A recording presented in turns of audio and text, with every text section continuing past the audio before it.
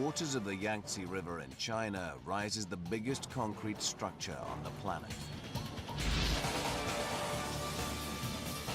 The Three Gorges Dam is over 2 kilometers long and 60 stories tall. It has taken 40,000 workers over 17 years to build.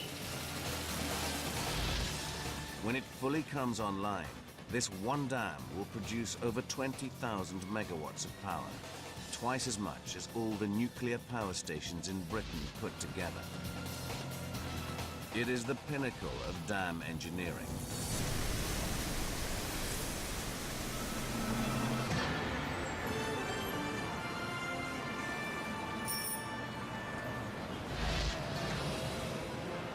China is one of the fastest growing economies on Earth. To fuel the need of its ever-accelerating industry, the nation needs more power.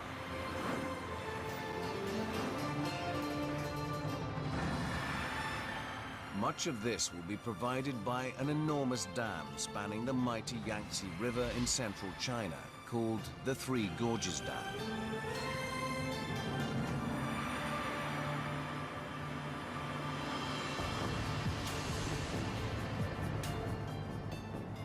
Our cameras have been granted privileged access to capture this amazing feat of engineering in its full glory.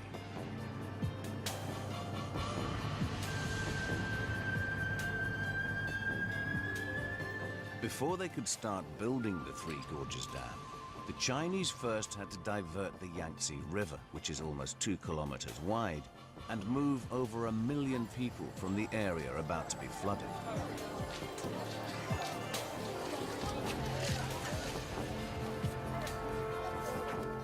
And when they filled the reservoir behind the dam, the huge mass of water actually slowed down the speed of the Earth's rotation by a fraction.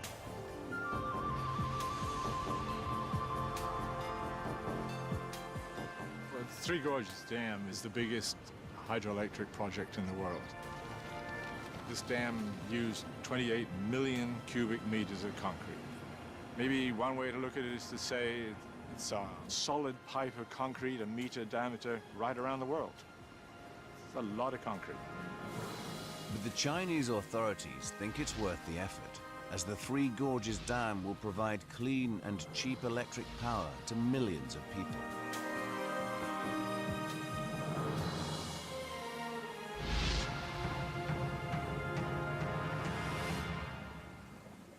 British engineer Robin Charlwood has been working on the dam since 2003 and is still impressed by its scale.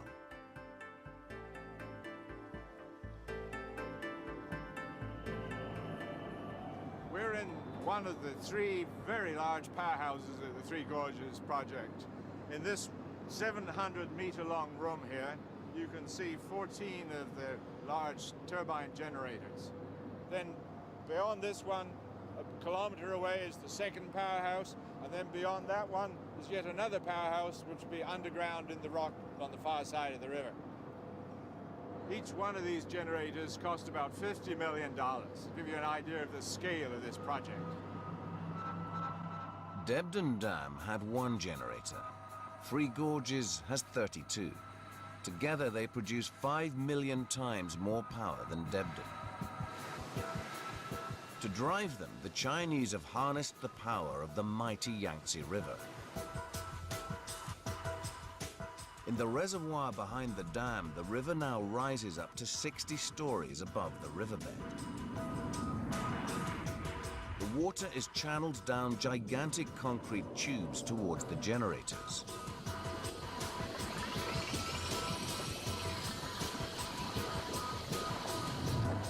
Here, the torrent of water hits the turbines and makes them spin. This motion is in turn transferred to the rotor of the generator. This is fitted with massive magnets, which move past copper coils in the casing to generate electricity. Just one of these machines makes as much electricity as a small nuclear power plant. All 32 generators together produce enough power for 60 million Chinese.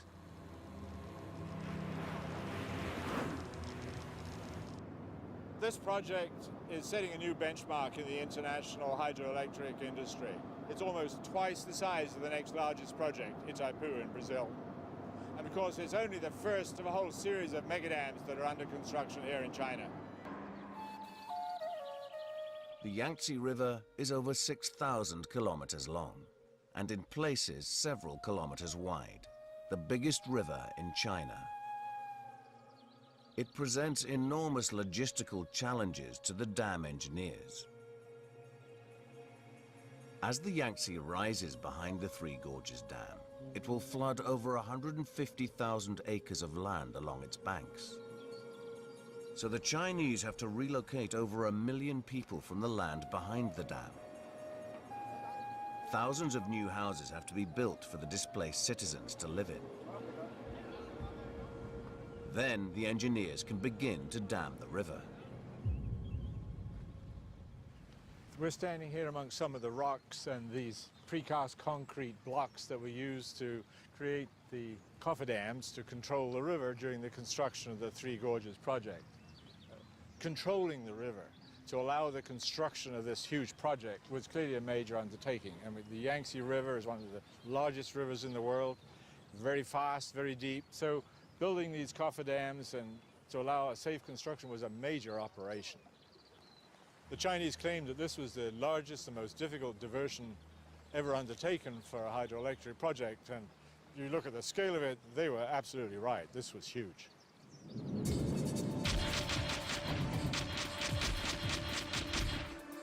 The engineers begin work on a series of stone cofferdams to block off part of the Yangtze, whilst leaving a channel open for the rest of the river to flow through. They build the first two sections of the main dam on the dry riverbed. Then they dump tons of earth into the river, and on top of it build another cofferdam, this time from concrete. With the river held in check behind it, they can finally build the last section of the dam. Then they must remove the cofferdam so that water can flow through the turbines of the main dam.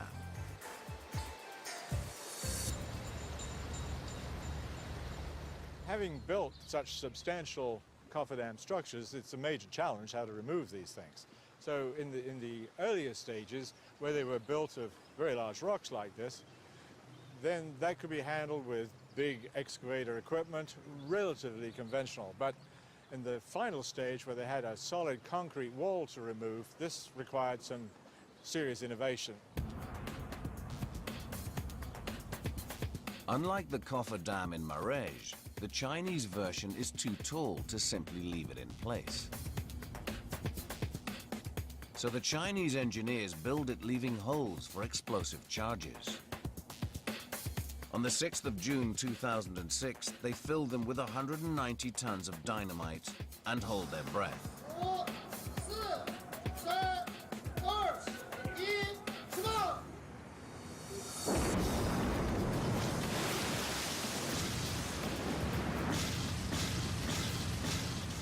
What has taken months to build takes only seconds to destroy.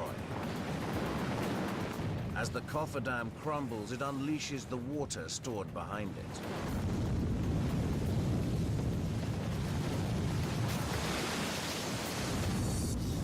It's the final test for the Three Gorges Dam, and it holds.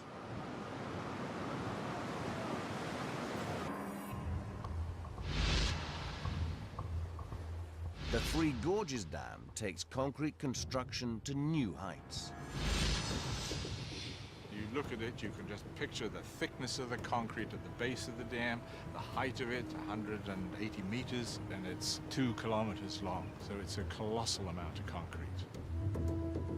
Three Gorges uses 10 times more concrete than the Hoover Dam, so the engineers have to pull out all the stops to keep their dam cool.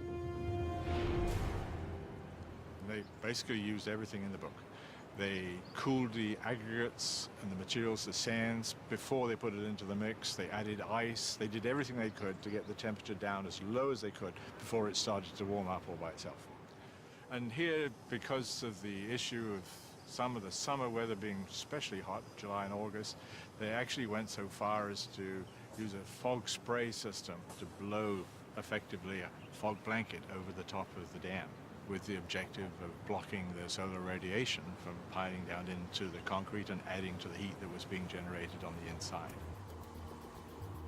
But all these measures to stop concrete from cracking will count for nothing if the dam is built on weak foundations, as civil engineer Ed McCann explains. While we can make the dam completely impermeable, it's rather harder for us to make the riverbed impermeable. Now, of course, once the water is up behind the dam here, there's a huge pressure pushing it this way. And whilst the dam won't let the water through, the water simply just goes underneath, and that means you haven't got much of a dam. There is a solution to this, and we'll, if John will give me a hand, we'll have a look at it. John, put the blocks, please. What you've got here is basically a pipe network. These are a series of vertical pipes that go down into the riverbed with little holes in the side of them. And we connect them up to a high-pressure pump. Of course, it wouldn't be this, but it would be a big pump. In this pump, what we've got is a watery grout. It's just cement and water. And when that cement and the grout goes hard, it creates an impermeable barrier. Just this time, it's in the soil. So we'll have a go. Here's our high-pressure pump. So if I squeeze that really hard, there we are. And pretty much straight away, you can see the grout coming out and running through the soil and spreading out, which is exactly what we want to see, of course. And you can see in some areas it goes a long way, and in other areas it doesn't get through. That means that the soil is denser and less permeable there. But that's fine, because what you do is you drill more holes down into the areas here, and you squirt more grout in, and you keep going until you've got a continuous curtain underneath the dam. And there we are. So we have our impermeable dam on top of the riverbed, and we've created a concrete dam underneath the riverbed.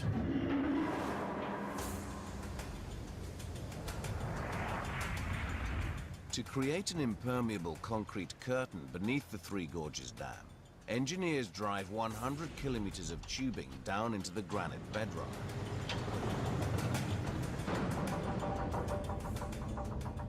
Then they pump 200,000 cubic meters of grout into the tubes, which is squeezed into the fissures in the rock.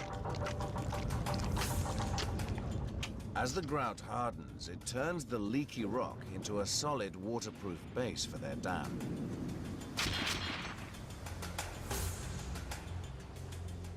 Now the Chinese engineers can be confident that the Yangtze will not undermine their dam.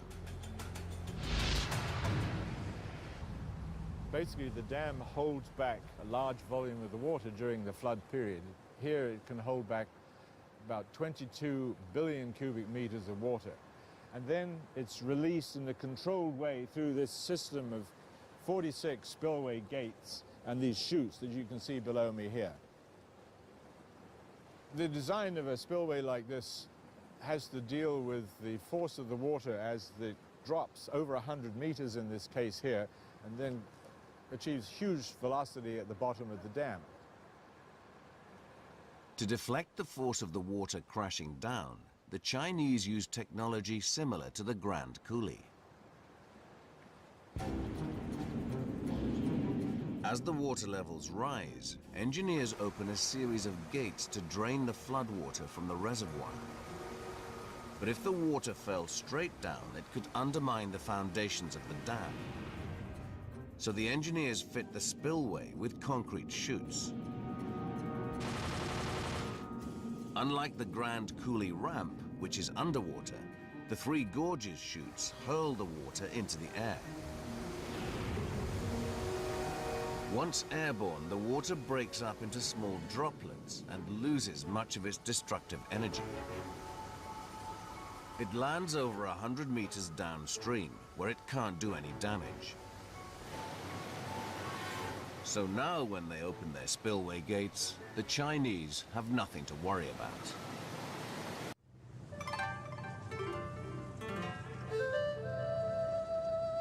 At China's Three Gorges Dam, the engineers also face a major traffic problem.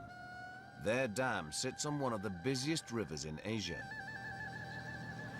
The Yangtze is a really important waterway for navigation traffic in China, leading all the way from Shanghai, the coast, up to Yicheng, all the way to Chongqing. It's been carrying about 18 million tons of freight per year. Getting about 170 ships a day over a dam that's more than 100 meters high is a tall order for the engineers. Befitting the biggest dam on Earth, the Chinese solve it by building the biggest ship lock on Earth. Ships enter the lock at the bottom of the dam. The gates close, water floods in and lifts the ships up to the next lock. Ships must go through 5 tiers of locks to get to the top, which can take up to 4 hours. This is fine for cargo ships, but for the many passenger boats operating on the Yangtze, it's just too slow. To provide a more efficient transit opportunity for passenger traffic, they've built this ship lift system here, which will allow boats to go through in about 36 minutes. Unlike the ship lift at Krasnoyarsk, the one at the Three Gorges will lift ships straight up, like an elevator.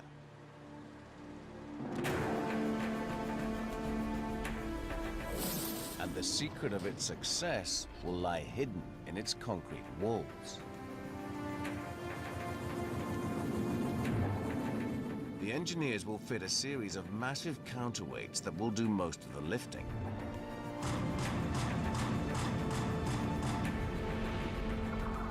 Sixteen 1,000-ton concrete blocks will be connected by cables to the steel trough that will carry the ship and the water it floats in.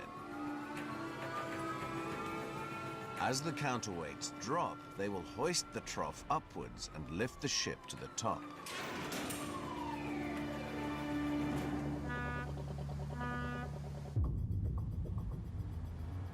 This ship lift here is 113 meters high and can handle vessels up to 3,000 tons.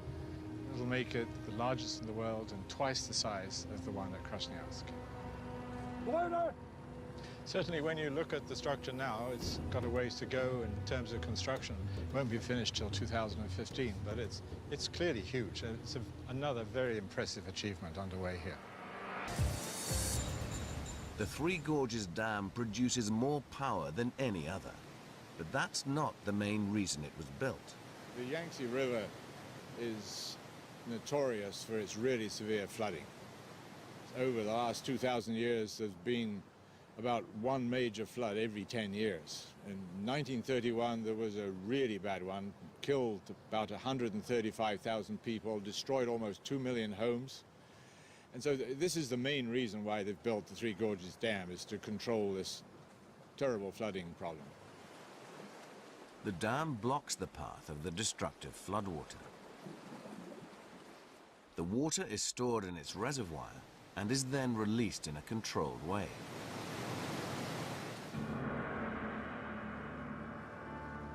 But managing floodwater can also have serious environmental side effects, as recent history has shown.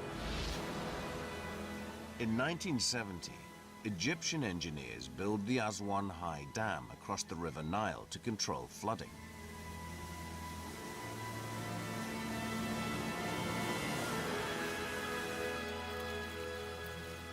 But soon, farmers downstream noticed that their harvests are beginning to fail. Their soil becomes so barren that the farmers need millions of tons of fertilizer every year to nourish their crops. Their land has suffered because it has been deprived of floodwater, which carries with it the vital building blocks of life. Chemist Dr. Andrew Shidlow demonstrates. So we have here our clean rainwater, which has been falling. We're adding to it some good quality topsoil. We then add some animal excrements. We have some snail shells, essentially made of calcium carbonate. Then we have some dried leaves, plant vegetation here, and of course fish. As the storm proceeds, as the water starts to flow rapidly, all of these ingredients get mashed up in the hugely violent storm waters which occur.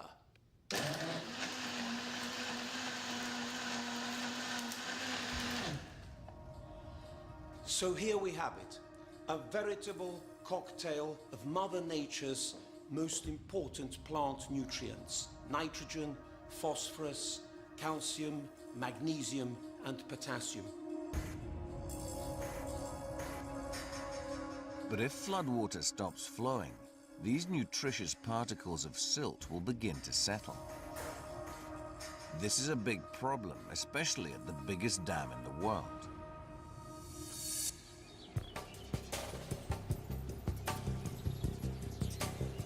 The flow of precious Yangtze silt is blocked by the dam and trapped in the slow-moving water of the reservoir.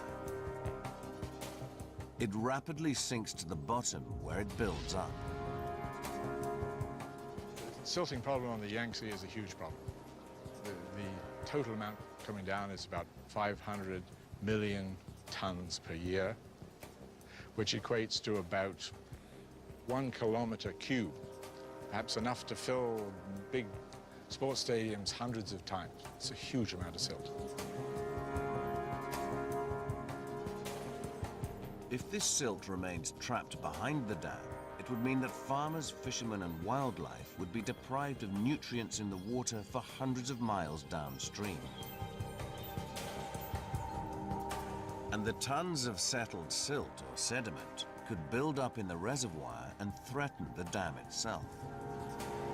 Basically, sediment falling into the reservoir here would reduce the capacity, the reservoir capacity, and would eventually perhaps interfere with the ability to run the turbines if it came up that high. Cleverly, the Chinese engineers exploit the power of floodwater to flush the sediment out of the reservoir and send it downstream.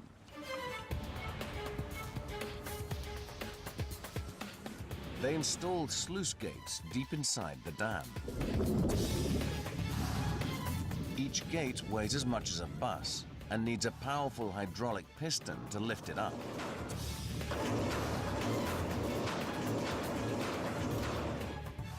When the operators open the gates, floodwater rushes over the trapped sediment and sweeps it through the dam.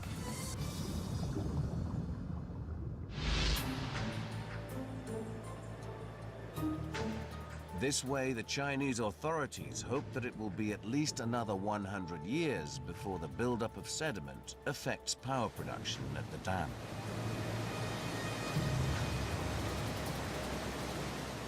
But even the clever purging system cannot carry all the sediment across the dam. Scientific estimates on how much sediment remains behind vary from as little as 30% to as much as 60%. But the Chinese authorities believe that this is a price worth paying. They are convinced that the benefits of the dam, such as clean energy and flood control, far outweigh its significant drawbacks.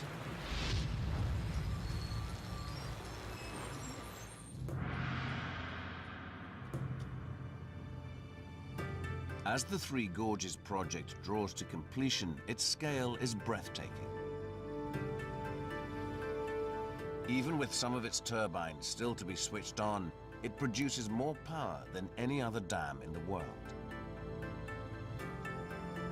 Standing on the shoulders of historic engineering giants, the Three Gorges really is the ultimate hydroelectric dam, until someone builds an even bigger one.